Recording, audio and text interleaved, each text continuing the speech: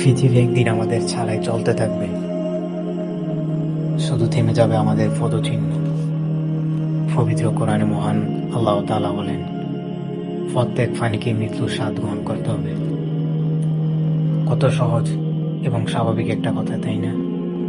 ছোটবেলা থেকে কত মানুষকে তো আমরা এভাবেই চলে যেতে দেখেছি, কিন্তু দাফন শেষে ফিরে আসার পথে কখনো কি ভেবে দেখেছি মাটির নিচে রেখে এসেছি এমন একজন মানুষকে?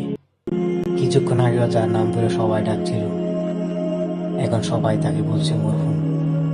একটু আগে যে মানুষটি পৃথিবীর বাসিন্দা ছিলেন, কয়েক মুঠো মাটি তাকে হঠাৎই অন্য এক জগতের বাসিন্দা বানিয়ে দিল। রাসূল সাল্লাল্লাহু আলাইহি সাল্লাম বলেছেন, মৃত ব্যক্তির সঙ্গে তিনটি জিনিস যায়: তার পরিবার, তার সম্পদ এবং তার আমল।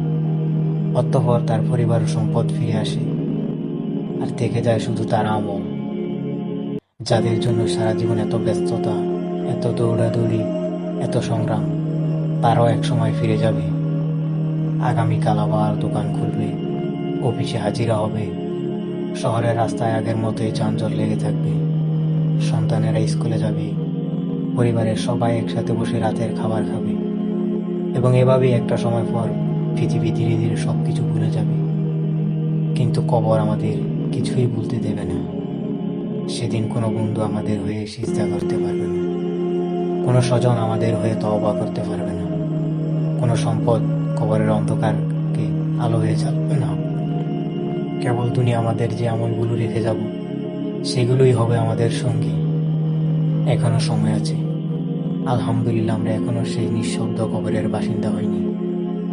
এখনো ফজরের আজান আমাদের কানে পৌঁছায়, এখনো সিজদা আমাদের কপালে রাখার সুযোগ আছে, এখনো আমরা আল্লাহর কাছে ক্ষমা চাওয়ার সুযোগ আছে, এখনো একটি গোপন সাদকা, একটি আন্তরিক ইস্তেগফার কিংবা অনুতপ্ত হৃদয়ে দুফুটা অস্ত্র আমাদের আমল নামায় এমন কিছু লিখে দিতে পারে, যা একদিন আমাদের কবরকে আলোকিত করবে।